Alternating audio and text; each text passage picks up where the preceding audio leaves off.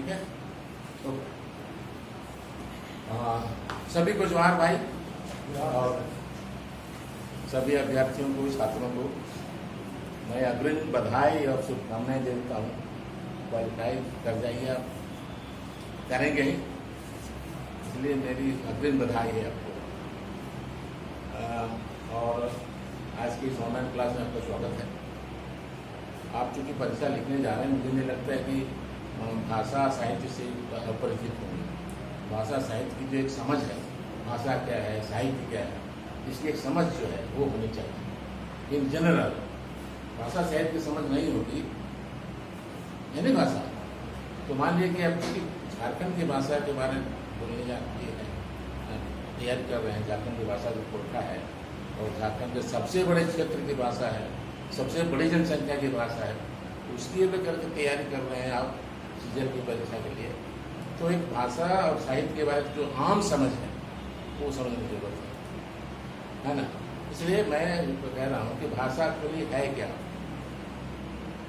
जो भी भाषा है, भाषा अभी जो देखिए टोटल जो होता है भाषा और साहित्य पढ़ना है आपको, भाषा और साहित्य, तो इसमें भाषा और साहित्य, इसमें भाषा खंड जो है इसके अंदर सारे जो व्याकरणिक पाठ है वो आते हैं। लेकिन संयोग से कहिए या फिर माननीय भूल कहिए, आपके सिलेबस में ये नहीं है। सभी भाषा और सिलेबस में है, आपके पाठ्यक्रम में वो नहीं है। लेकिन ये अंडरस्टूड है कि ये रहेगा, नहीं है। वो बहुत लोग बोल रहे हैं कि हम लोग नहीं है तो हम नहीं इसको पढ़ेंगे। गलती मत करिएगा, तो एक लाइन में कह के निकल जाएगा कि माननीय भूल थी, ठीक है ना।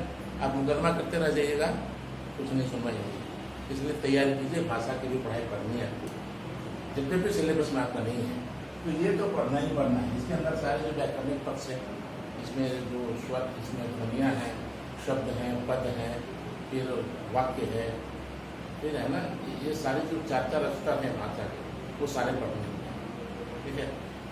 और उसके बाद ये जो साहित्य का जो साहित्य खंड है, साहित्य खंड में देखिएगा कि दो खंड है आपको, है कि लोक साहित्य,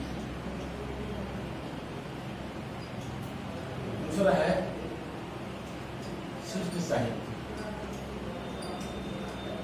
लोक साहित्य आपके पास आपके सिलेबस में नहीं है, ठीक है। जो भी है आपके पास आपके सिलेबस में शिष्ट साहित्य है। अब लोक साहित्य एक समान समझ होनी चाहिए। क्या है लोक साहित्य, क्या है, कोई जानते हैं लोक साहित्य?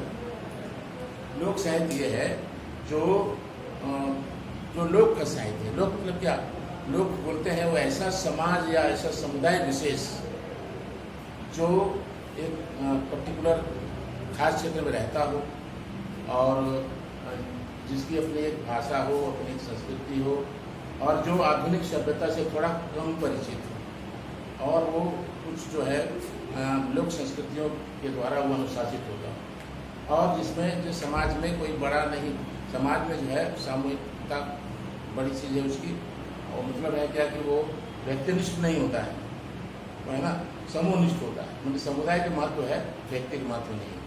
अब ऐसे लोग जो साहित्य वो लोक साहित्य है। और शिष्ट साहित्य है, इसको शिष्ट साहित्य को जो हम लोग परिनिष्ठित साहित्य बोलते हैं, परिनिष्ठित साहित्य या फिर परिष्कृत साहित्य, परिष्कृत साहित्य, ठीक है। ये ऐसा भी बोलते हैं इसको।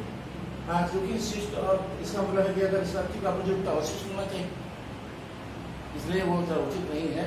शिष्ट साहित्य होना उचित नहीं है, बल्कि ये चलता है आजकल परिनिष्ठित और परिष्कृत साहित्य। मतलब ये भी साहित्य है दोनों में, क्योंकि साहित्य जो है भावनाओं की चीज़ है, इमोशंस है ना, भावनाओं की चीज़ है, और वो भावनाओं से जुड़ी है। पूरा का पूरा साहित्य जगत जो है भावनाओं से जुड़ा हुआ है, भाषा नहीं, साहित्य जगत। तो उसमें अब जो सामान्य जन की जो भावनाएं हैं, और इसमें विशिष्ट जन की भावनाएं, मतलब पढ़ा लिखा समुदाय, उच्च वर्ग, है ना, जो उस तरह का जो उसके जो इमोशंस है, उसकी जो भावनाएं हैं, है ना, उसके द्वारा जो साहित्य समझा जाएगा वो है आपको शिष्ट साहित्य। अब शिष्ट साहित्य में पढ़ना आपको क्या, शिष्ट साहित्य के खंड क्या है, देखिएगा शिष्ट साइड, इसके खंड है आपके दो खंड है, गद्य, दूसरा है पद्य। ठीक है, अब गद्य खंड में और पद्य खंड में, देखिए गद्य खंड में आपको पढ़ना है, आपको साहिर, दूसरा है साहिर आपको कहानी संग्रह है, दूसरा है आपको सोन माटी, और तीसरा है आपको कोठा निबंध। ठीक है, अगर 1 2 तीसरा है आपको कोठा निबंध। ठीक है, अब पद्य में भी, क्योंकि उसमें भी देखिए अलग अलग है, ये सब आपको रचनाएं हैं। अब पद्य में भी 2 तरह की रचनाएं हैं। पद्य में भी एक होता है कि आपको पद्य में आपको होता है कि अप्रबंध, ठीक है, अप्रबंध। दूसरा होता है आपको प्रबंध, अप्रबंध, अप्रबंध और प्रबंध। अब है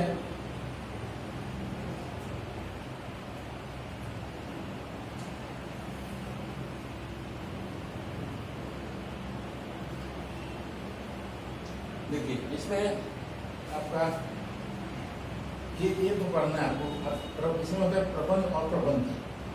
मैं आपको है कहती है आपको प्रबंध और अप्रबंध। ठीक है, अप्रबंध के अंतर्गत जो कविताएं हैं, छोटी छोटी कविताएं, वो सारी कविताएं जो उसको हम बोलेंगे जो एक कविता होगी जो अपने आप में सर्वांगपूर्ण होगी। कोई भी कविता ना उसके आगे पीछे कुछ होगा, ना आगे हो कुछ, ना पीछे कुछ होगा। अगर जितनी भी 10 पंक्ति कविता है तो अपने आप में कंप्लीट हुआ है। ठीक है, मान लीजिए कि एक कविता है, सपोज कीजिए कि दादाल मूसा, शायद आपको पढ़ना होगा। दादाल मूसा एक कविता है, वो अपने आप में छोटी सी कविता है। क्या नाम है आपको,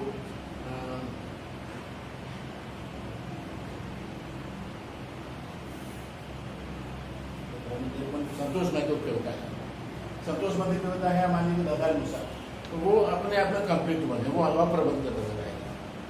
ठीक है ना, और वैसी अप्रबंध जो कविताएं होती है, उन सारी कविताओं का जो संकलन होता है वो कहानी संकलन होता है। ठीक है, तो उसमें देखिएगा अब प्रबंध में आपके यहाँ क्या पढ़ना है। तो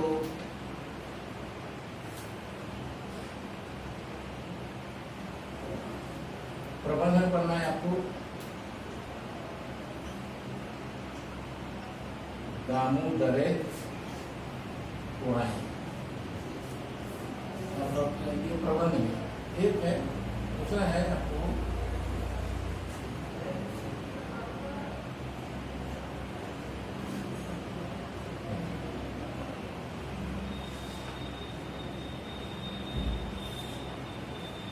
उसके बाद आपको जो बाकी अप्रबंध में आपको पढ़ना है, अप्रबंध कविताओं का जो संकलन है वो है आपका आर्थिक गीत। पहला है आर्थिक गीत, और दूसरा है आपको कोठा काटे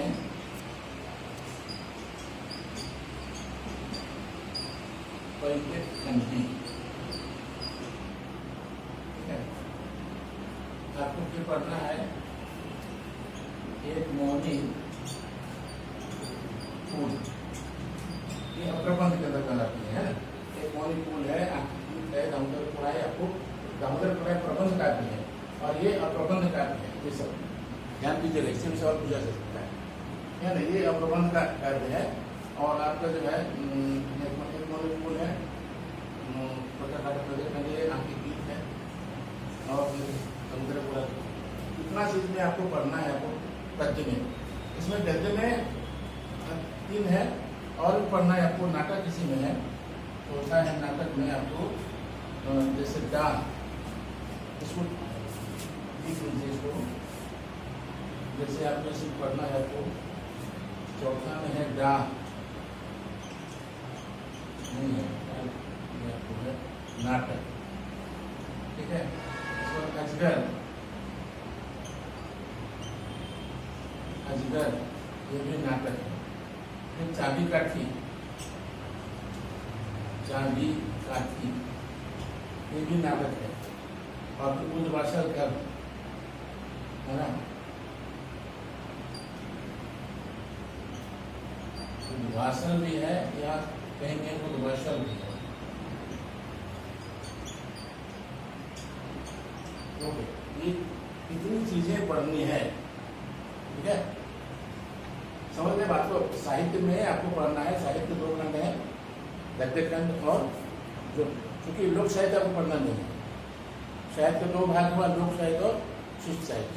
अब शिष्ट साहित्य में आपको पढ़ना है, उसके दो खंड होते हैं, गद्य खंड और पद्य खंड।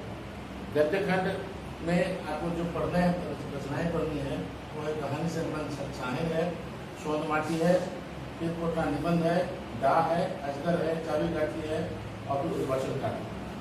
ये 7 चीजें आपको पढ़नी है आपको गद्य में। और पद्य में इस तरह के दो होते हैं। पद्य में भी प्रबंध है और प्रबंध है। प्रबंध के अंदर तमगर को पढ़ना है और प्रबंध में आखिरी गीत है, कोटा काटे पैदल खंडी है, एक होने पूरे, ये सारे जो है छोटी छोटी कविताओं का संकलन है। ये सब जो है, ये सब छोटी छोटी कविताओं का संकलन है। तो ये इतना लंबा चौड़ा सिलेबस आपके पास है ना। अब सवाल ये है कि इसको एक एक कविता को अगर पढ़ना चाहेंगे बहुत मुश्किल काम है और साल का लग जाएगा, 1-2 साल लग जाएगा एक एक कविताओं को समझने में। तब है कि सवाल कैसा पूछता है, क्या पैटर्न है, इसको समझना होगा। वो पैटर्न के अनुसार हम लोग काम करेंगे। आमतौर पर क्या होता है कि सवाल चूँकि वो अंडरस्टूड है कि बहुत लंबा चौड़ा, हम मान लीजिए नाटक ही पढ़ना है आपको, तो सोच लीजिए 1 नाटक, 2 नाटक, 4 नाटक पढ़ना है, मजे का सिलेबस है। और फिर निबंध है पढ़ना, इतना सारा पढ़ना है आपको, वो तो एकदम पूरा साहित्यकार रहेगा, ठीक है ना। परीक्षा छोटी सी परीक्षा है, वो 100 सवाल पूछे जाने हैं, 3 मार्क होता है एक सवाल, 3 नंबर, 100 क्वेश्चन है, 100 है तो एक क्वेश्चन 3 नंबर होगा, 300 मार्क, ये मतलब 300 मार्क पे है। ओके, ये चीज देखिए, आप इतना सारा पढ़ना है और आप यू हैव टाइम ओनली 2 और 3 मंथ्स। ओके, अब 2 या 3 महीना समय है, 3 महीना भी बहुत हम बोल रहे हैं, 1 या 2 महीना है, इसी के अंदर हमें सारा कुछ करना है ना, इसे वाइंड अप करना है, बांध देना है। तो ये है कि आप ध्यान से पढ़िए, इसको टू दी पॉइंट पढ़ाया जाएगा, समझे ना। हिंदुवार हम लोग एक चूक करेंगे, अभी हम आज सिलेबस की पूरी तरह चर्चा करेंगे, ठीक है ना। वैसे तो व्याकरण की बात अभी तो हो ही नहीं रही है, भाषा की बात हम अभी कर ही नहीं रहे हैं, लेकिन जैसा आप लोग चाहेंगे भाषा को करेंगे, नहीं तो फिर छोड़ देंगे, ठीक है। तो हम सोचते हैं क्या कि चूंकि अब देखिएगा जैसे जैसे हम इस पर सवाल घुसेंगे ना, व्याकरण आपसे टकराता जाएगा, जैसे घुसेंगे आपके पास व्याकरण टकराएगा। मान लीजिए अभी हम इसको डिविजन स्लिप किया आपको, मान लीजिए पूछेगा दामोदर पूरा कैसन काव्य है, प्रबंध और प्रबंध, है ना, पूछ सकता है ना, इसमें से कोई नहीं, ऐसे करके पूछ देगा। अब आपको नहीं समझ लीजिएगा कि क्या है, मुश्किल हो जाएगा। इसलिए दामोदर पूरा प्रबंध काव्य है। मान लीजिए आर्थिक गीत क्या है, प्रबंध है, अप्रबंध है, ठीक है ना, या फिर कुछ और पूछ सकता है, लोक साहित्य है, शिष्ट साहित्य क्या है, ये भी पूछ सकता है, कुछ भी पूछ सकता है। इसलिए साहित्य जो एक जनरल जो समझ है, वो साधारण से जो क्या बोल सकते हैं कि समझ के स्तर पर इसको दिमाग होना चाहिए कि एक्चुअली ये सब शिष्ट साहित्य है, न कि लोक साहित्य। कंप्लीट आपके सिलेबस में लोक साहित्य नहीं है, ठीक है ना। लेकिन लोक साहित्य मेरी किताब आ रही है, उसमें लोक साहित्य की चर्चा है, पता नहीं किसका है, वो किस सिलेबस का है। तो लोक साहित्य समझ लीजिए, जितना कुछ पढ़ना है आपको शिष्ट साहित्य पढ़ना है, लोक साहित्य नहीं पढ़ना है। शिष्ट साहित्य में भी आपको पढ़ना है, आपको इसमें जो अगर पद्य में तो एक प्रबंध है, अप्रबंध है। प्रबंध में एक इसको बोलते हैं, प्रबंध में भी 2 तरह के होते हैं। एक होता है कि आपको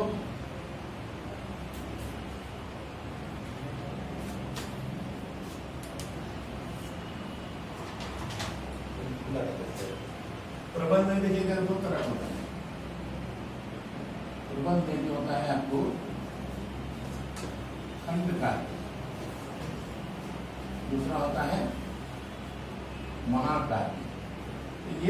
ये जो खंड कार्य है ये दामोदर पुराण है। दामोदर पुराण खंड काव्य है, महाकाव्य नहीं है। महाकाव्य किसको बोलेंगे? जैसे आपका रामायण है, महाभारत है, ये सब महाकाव्य है, ठीक है ना। तो ये सब खंड का मतलब क्या होता है? जैसे सपोज कीजिए कि आपके सिलेबस में मान लीजिए उद्वासन कर नाटक है, किसका पात्र है वो? महाभारत जो आपका महाकाव्य उसका एक पात्र है, और उसको लेकर के अगर जो कोई कविता बनाए तो वो कहलाएगा खंड काव्य। वहाँ भी मतलब सारी चीज उसमें, सारे सर्ग होते हैं, सारी चीजें उसमें होती है, बहुत सारे अध्याय होते हैं, लेकिन और किसी एक व्यक्ति का जो होता है ना, मतलब जीवन चरित्र का मतलब होता है, ऐसी जन्म से मृत्यु तक की कथा होती है, वहाँ जो होती है। लेकिन महाकाव्य में विशेषता क्या गया है कि उसके साथ में और सारी कथाएं जोड़ दी जाती है। जैसे महाभारत है, महाभारत में कर्ण की कथा अलग है, कुंती की कथा अलग है, कृष्ण की कथा अलग है ना, शिशुपाल की कथा अलग है, ठीक है ना, वो पांडु की कथा अलग है, सत्यवती की कथा अलग है। बहुत सारी कथाएं जो जुड़ रही हैं, उनके अलग अलग कथाएं, ठीक है ना। तो इसलिए वो महाकाव्य हो जाए, समुद्र महासमुद्र है वो, और ये जो है सो छोटा सा छोटी नदी है, समझे ना। ये जो है सो आपको ये सब करना है। तो सवाल है कि आप लोग, ये आम समझ है, सिलेबस में आपको ये करना है। इसका डिवीजन करते हैं कि कौन किसमें से आता है। शिव साहित्य में आपको गद्य भाग में ये आपको 1 2 3 4 5 6 7 पुस्तकें पढ़नी है, और उसमें पढ़ना है 7 3 10 और 11 किताबें। तो पद्य में आपको 4 किताबें पढ़नी है, उसमें से एक प्रबंध काव्य हुआ, बाकी जो है आप प्रबंध में से आप बाकी ठीक है, कोटा काटे बदल है, है। तो हम शुरू करते हैं, आज थोड़ा शुरू नहीं करते हैं, ठीक है ना। क्या क्या यहाँ तक बात समझ में आ गई? तो ओके,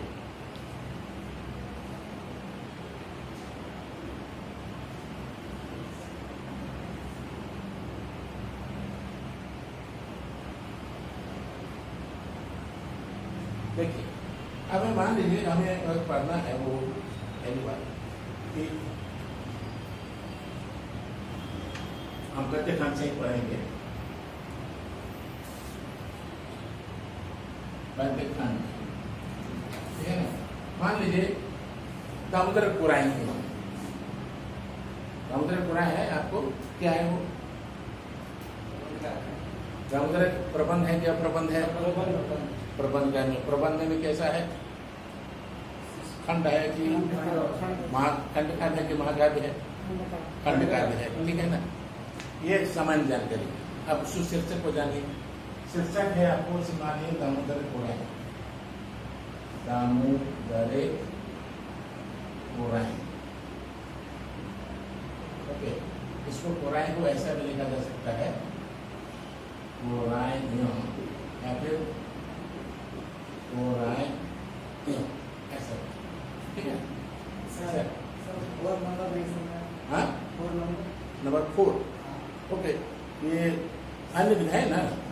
हाँ, इसमें अन्य विधा है, संस्मरण है, जीवनी है, यात्रा वृत्तांत और सब चित्र। इसको भी समझ लीजिए। एक्चुअली संस्मरण, जीवनी, यात्रा वृत्तांत, एक चीज और होता है आत्मकथा, ठीक है ना। तो उसमें चौथा नंबर में आपको पढ़ना है, जैसे संस्मरण, जीवनी, आपको यात्रा वृत्तांत, और फिर आपको करना है शब्द चित्र, ठीक है। इसी के साथ साथ एक आता है आत्मकथा भी, लेकिन शायद आपके सिलेबस में नहीं है। ये आत्मकथा आपके सिलेबस में नहीं है। इसमें देखिएगा कि इसमें जो ये 3 चीज जो है, ये तीन में एक चीज कॉमन है, वो है संस्मरण, माने स्मरण, स्मृति। तीनों में, संस्मरण में, जीवनी में और यात्रा वृत्तांत, तीनों में स्मृति मतलब आपकी जो याद है वो इसमें कॉमन है। संस्मरण क्या होता है? किसी व्यक्ति विशेष या कोई जो प्रसिद्ध नामी गिरामी आदमी, कोई साहित्यकार, खिलाड़ी, चाहे कोई जिसको नामचीन आदमी हो, उससे जब कोई क्षण दो क्षण आदमी मिलता है, ठीक है ना, और घंटा आधे घंटे तक उससे बातचीत होती है, और उसको देखने के बाद, उससे कुछ बातचीत होने के बाद लेखक जो है कुछ जो एक उसके पूरे जो शरीर जो विराट है, उस रूप है उसका, मान लिया आपने धोनी से मिला है ना, आप धोनी से मिलने गए तो धोनी से आधे घंटे की आपकी बातचीत होती है। उस आधे घंटे के दरमियान आप पूरा का पूरा आकलन कर लेंगे कि वो आदमी कैसा है। आधे घंटे के दरमियान जो बहुत जिसका ऑब्जर्वेशन या बहुत ज़्यादा ये होगा, अवलोकन बहुत तीव्र होगा जो मिलेगा जो आदमी, तो आधे घंटे में उसका जो है सो आपको पहली मुलाकात में उसके सारे व्यक्तित्व के बारे में जान जाएगा, है ना, ये कोई धारणा बना लेगा। और उसको जब वो सम्यक तरीके से लिखता है, उसको याद करके धोनी से मिला, मुझे ऐसा लगा, उससे ये बात हुई, अब उसके बारे जो अपना राय जाहिर करता है वो संस्मरण है, ठीक है, वो संस्मरण है, मतलब सम्यक स्मरण। वो किसी जगह के बारे में हो सकता है, किसी व्यक्ति के बारे में हो सकता है, खास करके आमतौर पर संस्मरण व्यक्ति पर करते हैं लोग, है ना। तो ये जो है सो आपको अब जीवनी है, यहाँ भी स्मरण है। कोई जीवनी किसी की मृत्यु के बाद जीवनी लिखी जाती है। अगर मान लीजिए, सपोज कीजिए कि यहाँ रामदयाल मुंडा जी के बारे में जीवनी लिखनी है, तो वो तो अभी है नहीं, मर गए हैं। अब कोई आदमी लिखेगा तो एक तो लिखेगा कि उन्होंने उनके साथ 50 साल गुजारा, एक स्मरण वो हुआ, और कुछ चीज़ें कहीं से पूछ पाछ करके लिखेगा। पूछिएगा जिससे तो वो भी स्मरण करके होगा ना, इसलिए स्मरण करके जो है रचना लिखेगा। किसी व्यक्ति विशेष की रचना वो जीवनी है ना। तो हमारे यहाँ जो जीवनी है, तो कथा साहित्य में जीवनी जो है नाम का अभी अलग से जीवनी कोई मजाक साहित्य नहीं है। जीवनी जो है बड़ा साहित्य जो होता है ना, अपने आप में वो इसको जो अब सवाल है कि किसी के बारे में लिख दिया कि वो बड़े सीधे थे, ऐसे थे, वैसे थे, उनकी शादी यहाँ हुई, उनका ऐसा फलाना हुआ, 4 बच्चे थे। दिस इज नॉट जीवनी। साहित्यिकता उसमें होनी चाहिए, है ना। वो उसमें जो अपने जो क्या बोल सकते हैं कि उसमें साहित्यिक ढंग से या अलंकारिक ढंग से या कुछ उसमें कुछ जो है सो कलात्मक ढंग से जब उसके बारे में वर्णन किया जाएगा, वो जीवनी साहित्य होगा। ऐसे सीधा वर्णन करना तो साहित्य नहीं होगा, मैंने हो जाएगा, लेकिन साहित्यिकता साहित्यिक कोटि का नहीं होगा, है ना। तो बहुत लोग लिखते हैं। हमारे यहाँ जो है उस तरह का कोई भी रचना कोठा साहित्य में जीवनी नाम की कोई रचना अभी तक उपलब्ध नहीं। जो भी उपलब्ध है कहाँ है, तो एक सिंपल परिचय के रूप में उपलब्ध है। आप जब किसी पढ़ते हैं, अभी उनके बारे में हम सामान्य जानकारी लेंगे। मान ली प्रमाणिक जी हैं, प्रमाणिक के बारे में उन्होंने जो कुछ पुस्तक में कुछ लिखी होगी ना, उनके परिचय, उससे अतिरिक्त हमारे पास जीवनी नाम का कोई चीज नहीं है। और थोड़ा सा है क्या कि कुछ आपको 9-10 की क्लास में भी है, बिरसा के बारे में थोड़ी सी जानकारी है, आपको शेख भिखारी के बारे में थोड़ी सी जानकारी है, फिर आपको देखिएगा कि वो तिलका माझी के बारे में थोड़ी जानकारी है, रामनारायण सिंह के बारे में दिया हुआ है। तो ये सब चीज़ें जीवनी है, लेकिन वो साहित्यिक कोटि का रचनाएं नहीं है, छोटी सी रचना। साहित्यिक कोटि मतलब अपने आप में बहुत बड़ी चीज़ है, वो साहित्यिक कोटि नहीं है, सिर्फ इंफॉर्मेशन है उसके बारे में, ठीक है, सूचनाएं हैं मात्र। और सूचना होना और साहित्य होना दोनों दो चीज़ें हैं। किसी के बारे में प्रॉपर जानकारी ले लेना वो जीवनी नहीं हो सकता। उसके बारे में उसमें कलात्मक ढंग से उसका जो प्रस्तुतिकरण इम्पोर्टेंट है, प्रस्तुतिकरण कैसे प्रस्तुत करते हैं आप, दिस इज इम्पोर्टेंट। वो आपको जो जीवनी किसी जब आप कब लिखा जाता है, किसी व्यक्ति पर जीवनी लिखी जाती है, और कब लिखा जाता है, उसको मृत्यु उपरांत लिखा जाता है या मृत्यु के पहले। मृत्यु पहले तो नहीं लिखा जाएगा। और आत्मकथा क्योंकि पढ़ना नहीं, क्योंकि जान लीजिए आत्मकथा भी किसी व्यक्ति की ही रचना होती है, किसी व्यक्ति के जीवन से ही संबंधित है, लेकिन आत्मकथा को वो व्यक्ति स्वयं लिखता है, अपनी आत्मकथा स्वयं लिखता है, अपने जीवन काल में लिखता है, वो आत्मकथा है ना। जैसे नेहरू जी ने अपना जीवन लिखा, बापू ने लिखा, राजेंद्र बाबू ने लिखा, है ना, ये सारे लोगों ने अपनी जीवनी लिखी है। तो महात्मा गांधी ने लिखा। तो ये सारी चीज़ें जो है उनको अपने जीवन काल में उन्होंने अपने जीवन अनुभवों को लिखा, है ना। उसमें जो कलात्मक ढंग से पेश किया है, तो वो जो है सो आपको आत्मकथा होता है। जो जब जिस व्यक्ति के बारे या कोई व्यक्ति, कोई नामचीन व्यक्ति, सबको जब हम आत्मकथा लिख डाले तो क्या हो जाएगा? जब कोई नामचीन व्यक्ति अपनी कथा जीवन के बारे में, मान लीजिए धोनी है, धोनी लिख डाला है ना, फिर देखिएगा कि वो अभी जो यहाँ और भी सारे लोग वो लिखे बिल्कुल हॉट टैग कर लिखते हैं, तो वो जो देखिएगा कि आपको कोई व्यक्ति जो नामचीन व्यक्ति, जो प्रख्यात व्यक्ति, प्रसिद्ध व्यक्ति जब अपने जीवन के बारे में लिखता है, स्वयं अपने अनुभवों को शेयर करता है, तब वो जो है सो आत्मकथा होता है। वहाँ भी क्या होता है? स्मरण ही होता है। मान लीजिए व्यक्ति, अगर मैं अपनी आत्मकथा लिखता रहा हूँ तो किसी दिन जाएंगे हम, नहीं आज से 50 साल पहले क्या था, तो स्मरण पर आधारित है ना। इसलिए ये सारे के सारे जीवनी, ये सारे के अपनी यात्रा वृत्तांत। यात्रा वृत्तांत क्या है कि मान लीजिए मैंने नैनीताल की यात्रा की, नैनीताल की यात्रा की, देखिएगा कि इसमें अब जो पटना निबंध पढ़ेंगे ना, पटना निबंध में मेरा एक रचना है, झारखंड के नैनीताल नेतरहाट है ना। तो नेतरहाट हम लोग डिपार्टमेंट कोर्स से गए थे, और उसमें जो हमने जो अनुभव किया, उस दिन भर में जो सारी घटनाएं हुई, उसको कलात्मक ढंग से हमने जो पेश किया है, वो सीधे गए, वहाँ से गए, गाड़ी चढ़े, वहाँ खाना खाए, वहाँ पिए, वहाँ सोए, वहाँ फलना से झगड़ा हो गया, उसे चले गाड़ी चल के घर आ गए। दिस इज नॉट यात्रा वृत्तांत। तो अगर यात्रा वृत्तांत नहीं होगा, उसको कलात्मक ढंग से पेश करना, तो दैट उसको पाठक जो है उसको आकर्षित होगी, थोड़ा और क्या है इसके बाद, और क्या है इसके बाद, ये जिज्ञासा बनी रहे। साहित्य की सफलता इसी में है कि पाठक के मन में वो जिज्ञासा बनी रहे, इसके बाद क्या हो, इसके बाद क्या हो, पता क्या है? इसी जिज्ञासा बस आदमी एक एक उपन्यास को रात रात भर जाकर पढ़ जाता है ना। साहित्यिक ऐसा नशा है ना साहित्य पढ़ना, अगर लग गया तो फिर वो कम नहीं है वो। इसलिए वो जो है सो आपको यात्रा वृत्तांत में होता क्या है, ये भी स्मरण पर आधारित है। मैंने कहीं अपनी यात्रा की, तो हमने जो नैनीताल इसी यात्रा की थी, नेतरहाट की, उस नेतरहाट यात्रा में जो हमने जो देखा, हमने जो अनुभव किया, हमारे साथ में लोग थे, उनके व्यवहार देखा, हमारे गुरुजनों का व्यवहार देखा, उस जगह पर्टिकुलर जगह है, उस जगह के बारे में हमने जो अनुभव किया, उस चीज़ को हमने बिल्कुल साहित्यिक कलात्मक ढंग से पेश किया। तो स्मरण पर आधारित है। मान लीजिए आज से 20 साल पहले में कोई यात्रा थी, और आज मैं लिखने बैठूंगा तो क्या होगा? स्मरण पर होगा। वहाँ गया था, इलाहाबाद गया था, इलाहाबाद से वहाँ चला था, मुझे ठीक तरह से याद है, फलाना वहाँ पर मिला था, बहुत दिनों के बाद लंबे समय पर मिले थे, बहुत अच्छा लगा था, स्मरण पर आधारित होगा ना। तो वो सब चीज़ जो है सो ये भी स्मरण पर आधारित है। मतलब ये टोटल सारा चीज़ है सो आपको स्मरण पर आता है। मतलब कहीं यात्रा, अगर हम किसी जगह विशेष की यात्रा हम कथा सो रहे हैं, थोड़ा ऐसे मत करिए, सोइए नहीं।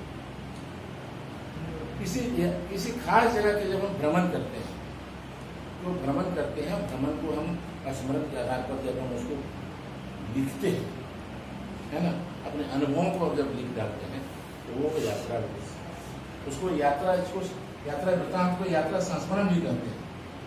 यात्रा संस्मरण, ठीक है ना। वृत्तांत से और संस्मरण में दोनों फर्क है। वृत्तांत मतलब इतिवृत्त, वहाँ गया, यहाँ आया। वृत्तांत में थोड़ी साहित्यिकता कम होती है ना, और संस्मरण में उसमें साहित्यिक खूब ज़्यादा होता है। तो ये जो देखिएगा, हालांकि इतना बहुत क्या बोल सकते हैं कि सूक्ष्म अंतर है, लेकिन ऐसा लोग उतना सूक्ष्म अंतर लेके नहीं चलते हैं। आमतौर पर इसको प्रतिस्थापित के रूप में या एक दूसरे को बदले यूज करते हैं। यात्रा वृत्तांत भी लिख डालते हैं, कभी कभी यात्रा संस्मरण भी लिख डालते हैं, या यात्रा वर्णन लिख डालते हैं, है ना। तो ये वृत्तांत और संस्मरण दोनों को हम क्या बोल सकते हैं, अपनी सुविधा के अनुसार प्रयोग करते हैं।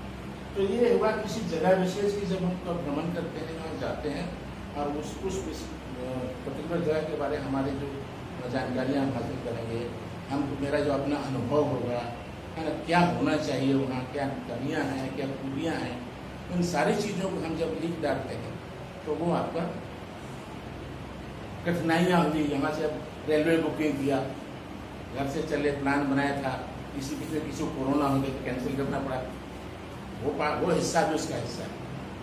रेलवे स्टेशन में गए तो रिजर्वेशन नहीं था, एक भाई जी लाइन लगे तो छोड़ नहीं रहे थे, 50 को पहले रिजर्वेशन करा रहे थे, वहाँ बेईमानी हो रही थी, आप खड़े हैं लाइन में, आप कोई अंदर से बाहर से साइड से कुछ कर रहा, वो भी उसका हिस्सा है ना। तो क्या कठिनाइयाँ हुई, कहाँ सुखद अनुभव हुआ, है ना, किस चीज़ ने आपको खींचा, किस चीज़ ने आपको विकसित किया, किस चीज़ के प्रति आपकी धारणा खराब बनी, किसके प्रति धारणा अच्छी बनी, इन सारी चीज़ों के वर्णन जब हम करते हैं तो अपने आप में वो एक काम होता है। और रह गया कि शब्द चित्र, शब्द चित्र है कि वो ऐसा, इसको बोल सकते हैं, इसको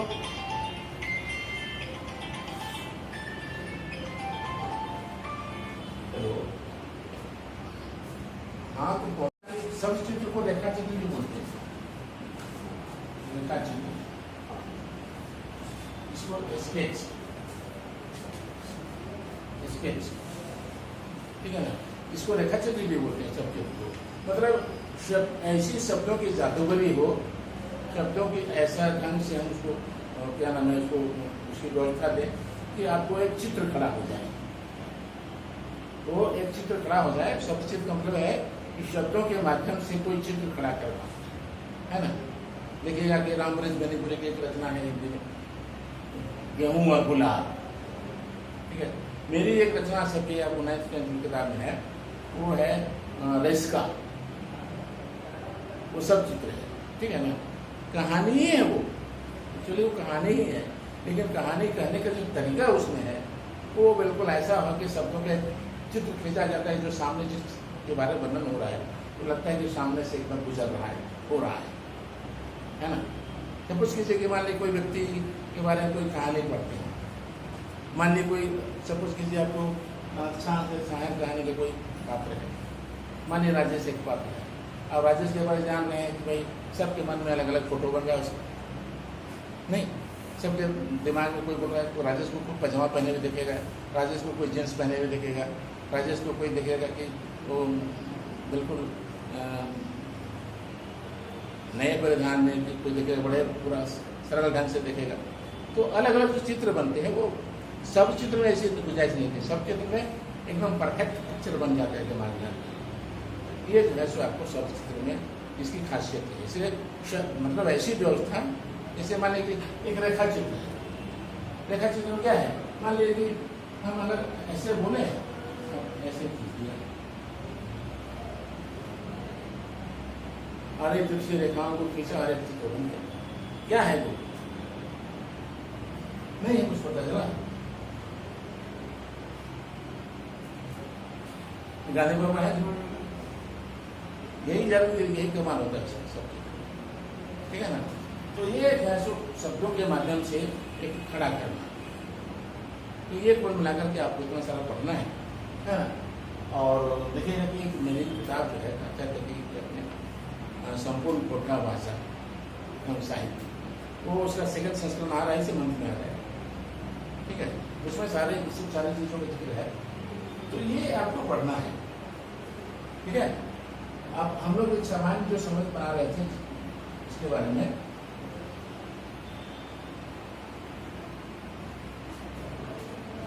अब देखिए दामोदर पुराण, इसमें देखिएगा कि आपको एक पूछेगा कि दामोदर जो शब्द है इसमें कौन कारक की विभक्ति लगी हुई है।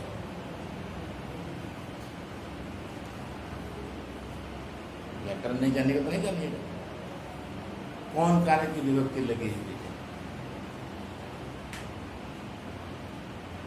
पूछेगा, बोलेगा कि पुराण शब्द में कौन कारक की विभक्ति लगी हुई है, ठीक है। अब इसमें देखिएगा ये इसमें संबंध कारक है, संबंध कारक की विभक्ति लगी, दामोदर की, दामोदर की क्या है, काके की संबंध कारक है ना, दामोदर की संबंध कारक लगा हुआ है। अब है कि मैंने बोले पुराण में कौन विभक्ति लिखी गई, पुराण कोराएं कौन सा विभक्ति, किस कारक की विभक्ति लगी है?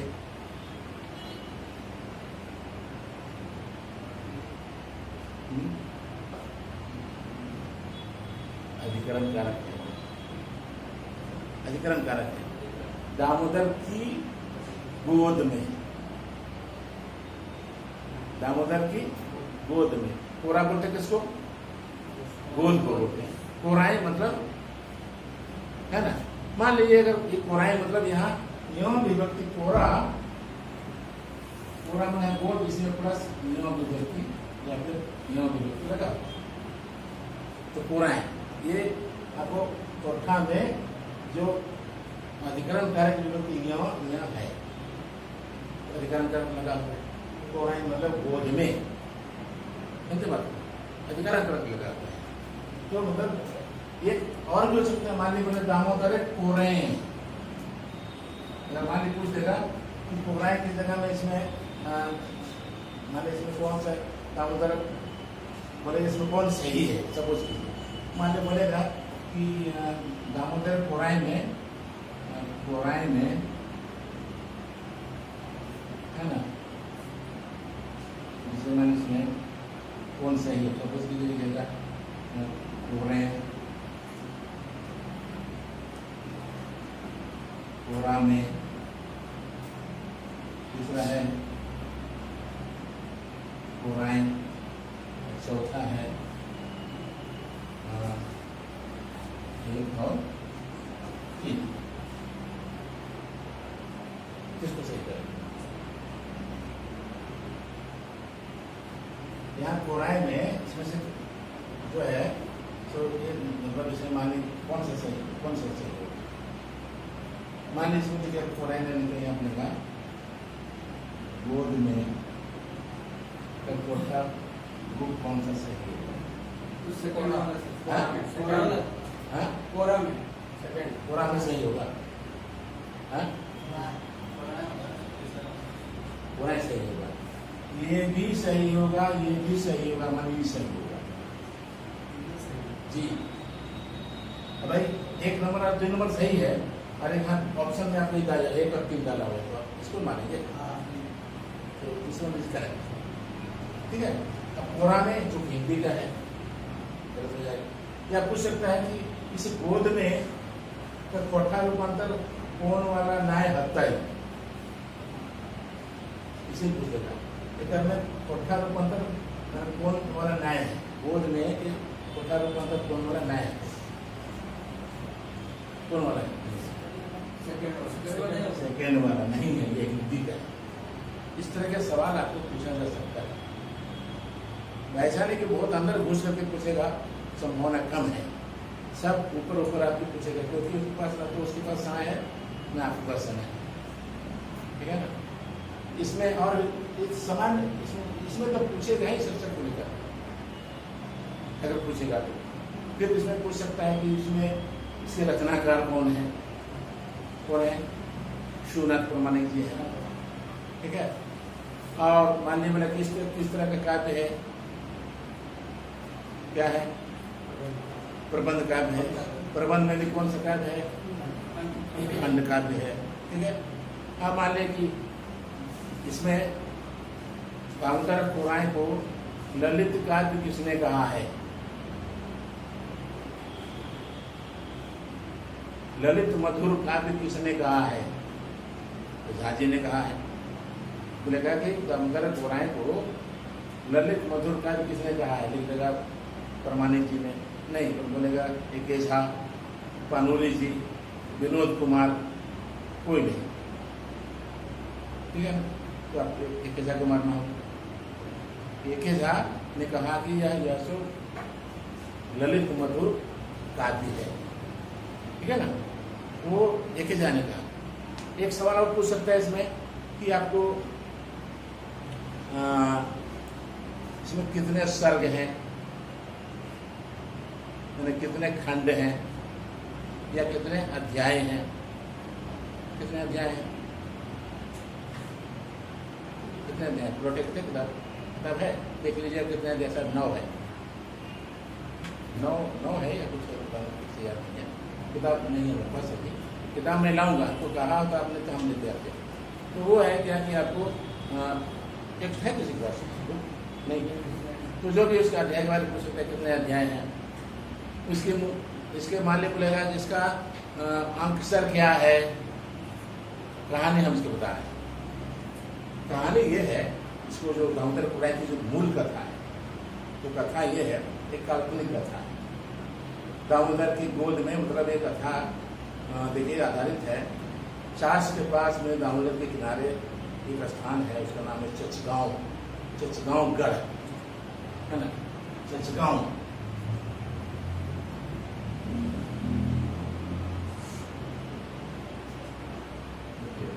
ये एक जगह है दामोदर के बेसिस में। तो वहाँ पर देखिएगा कि सो मैंने रूइंस, मतलब वहाँ बहुत सारे भग्नावशेष वहाँ मिले। भग्नावशेष में क्या है, मतलब बहुत गौतम बुद्ध की मूर्तियाँ टूटी हुई है और शिवलिंग भी टूटा हुआ है, मतलब खंडर टाइप का वहाँ जगह है। और नदी का जो मतलब वो समागम है, वहाँ कन्फ्लुएंस है, वहाँ आप देखिएगा कि वो चीज़ आपको उसको ये प्रमाणित ने आधार बनाया कि भाई यहाँ कभी कोई साम्राज्य रहा होगा।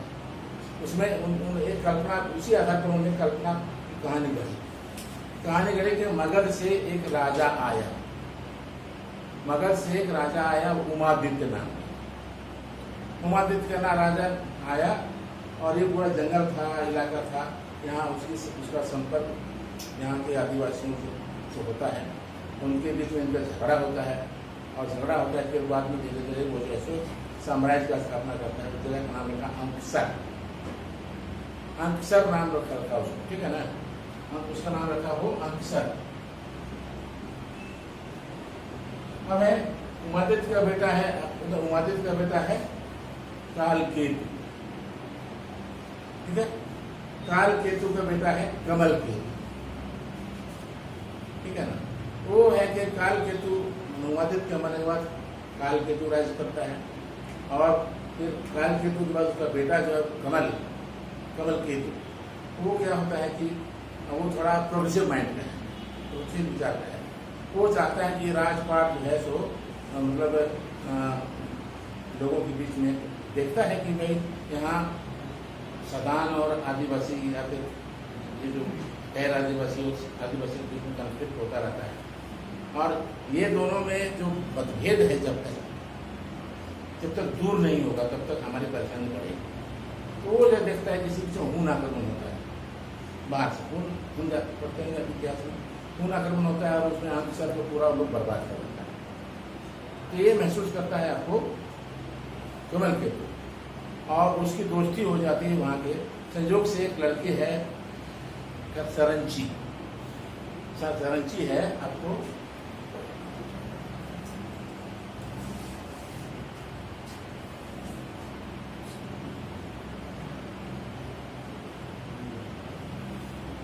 देखिएगा इसमें उमादित्य है, ये बनाता है अंकसर,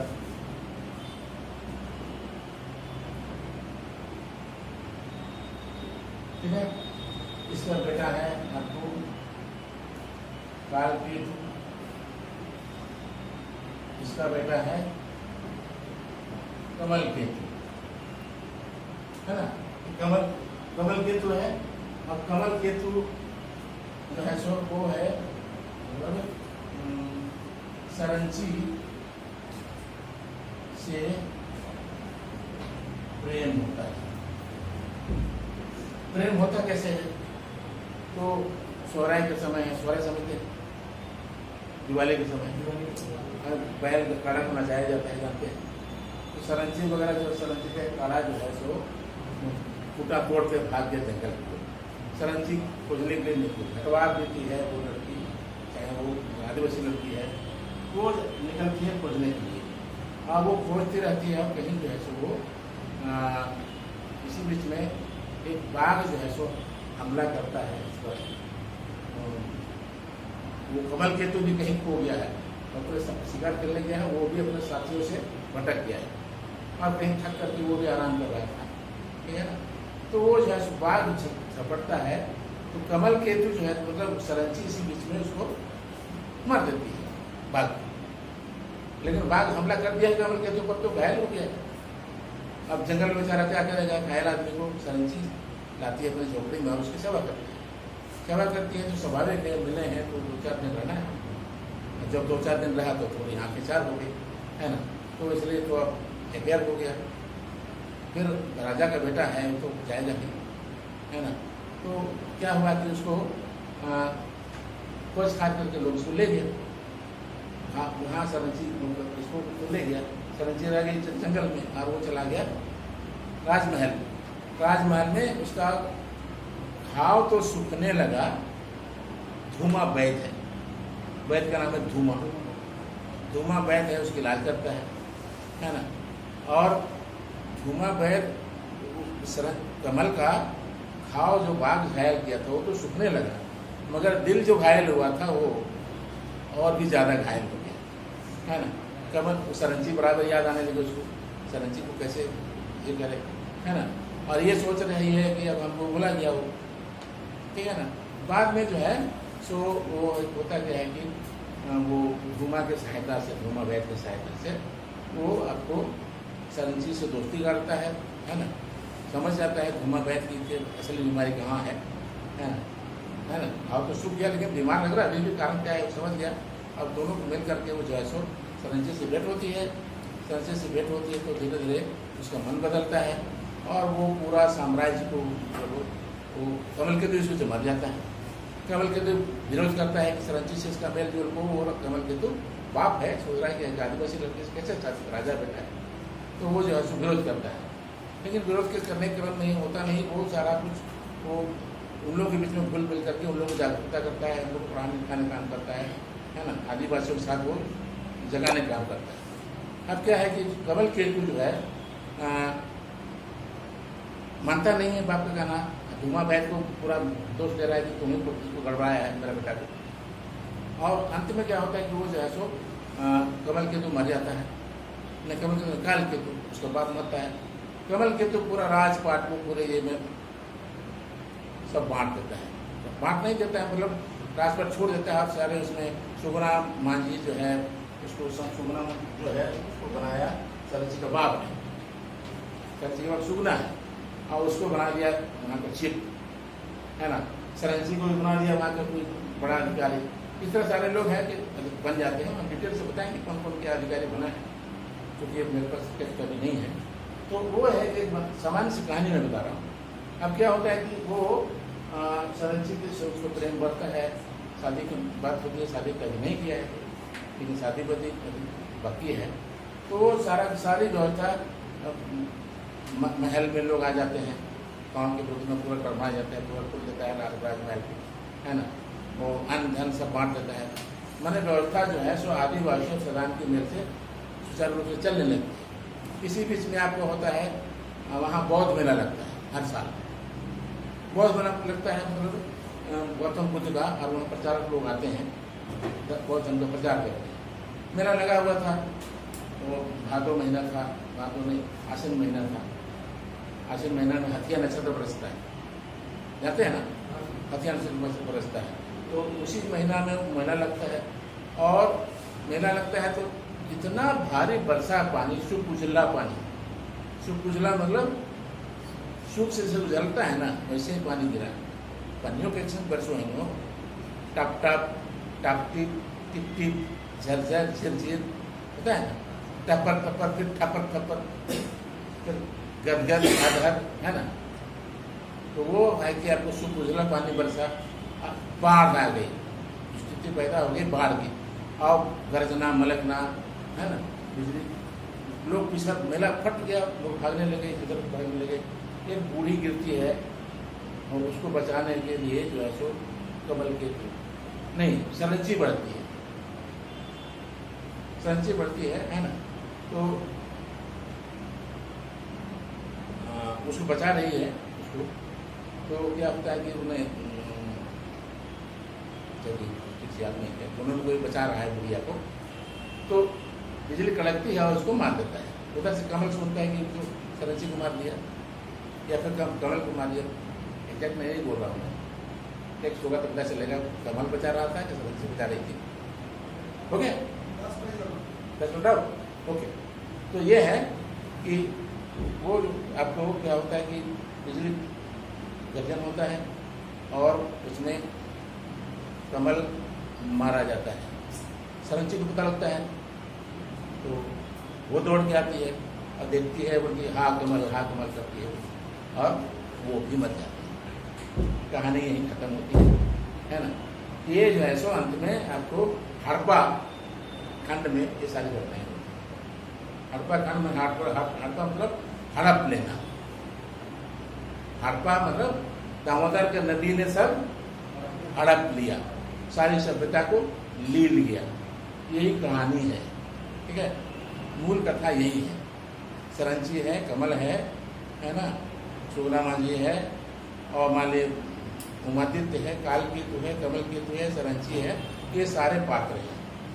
घटना आपके अंगसर साम्राज्य की घटना है ना। अंगसर साम्राज्य के स्थापक कौन है? उमादित्य हैं, है ना। कितने खंड हैं तो उसमें देखिएगा कि आपको मेला खंड है पहला, है ना। पहला खंड आपको मेला खंड है, मतलब कोई जानकारी है।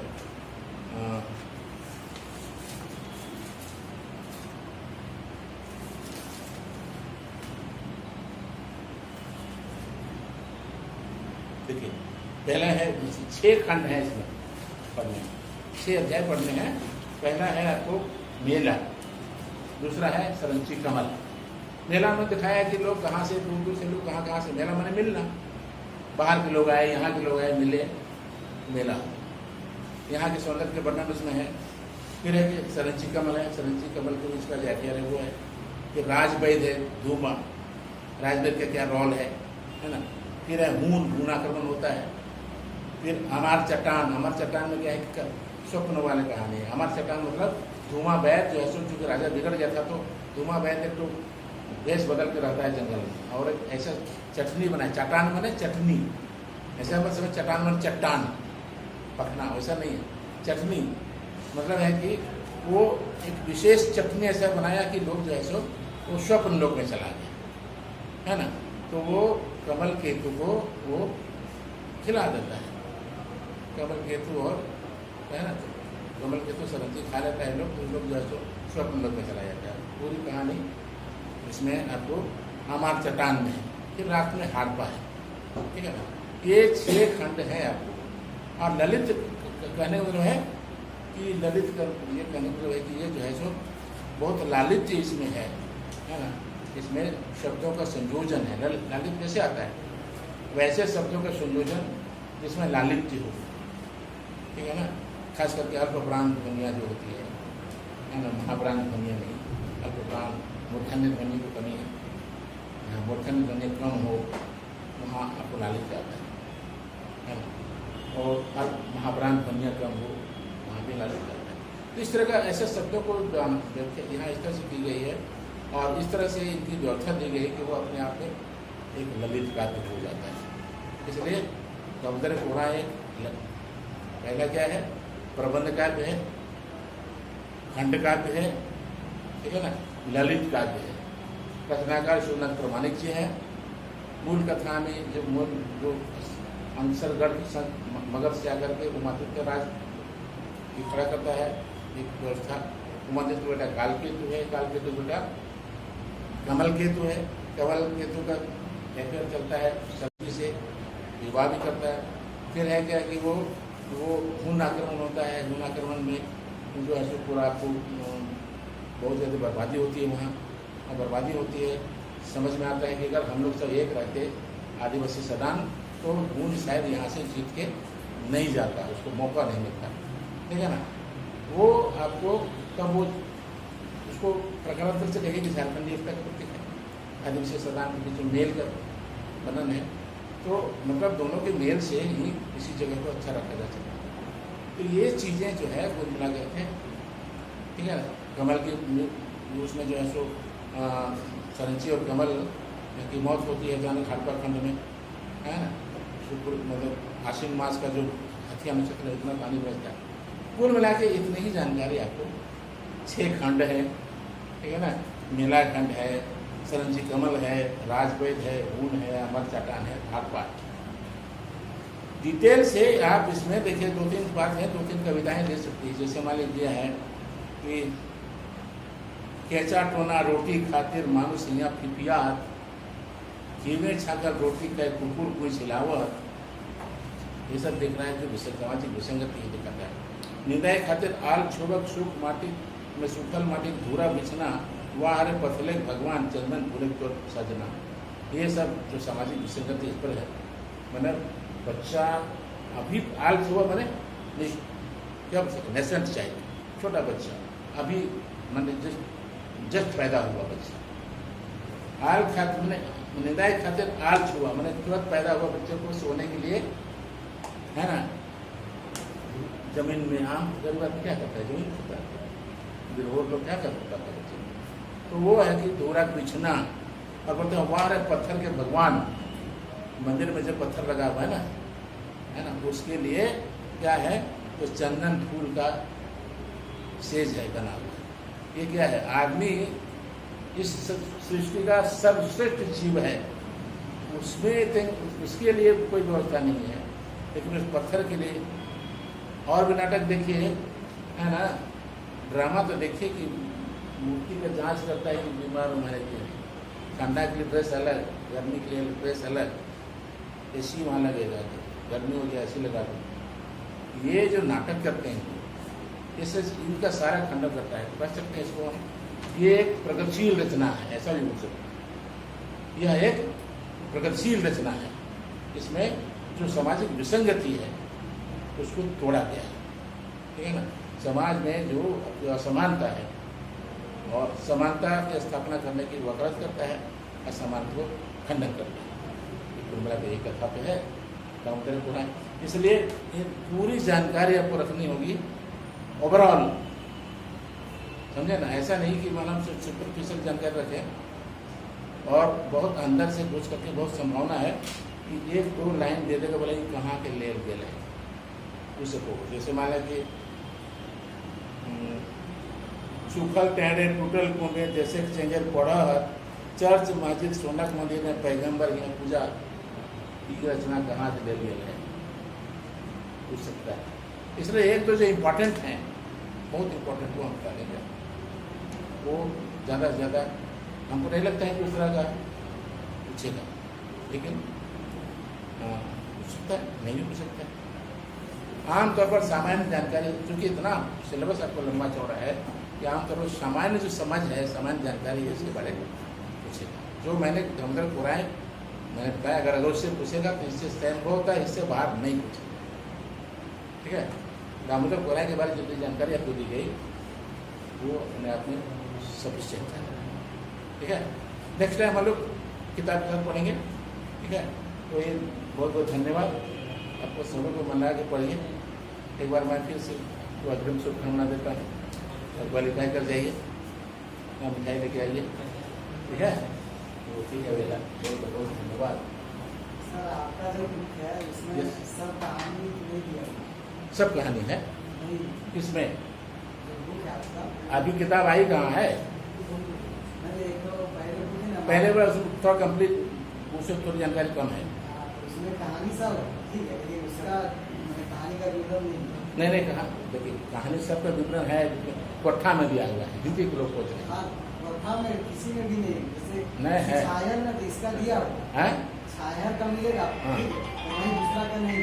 हैं नहीं उसमें कुछ का नहीं होगा। बाकी अबर वाला सब है, अबर जो आ रहा है ना इस महीना में आ जाएगा, उसमें सब है। हेलो, हाँ कौन बोल रहे हैं आप, क्या पढ़ रहे हैं,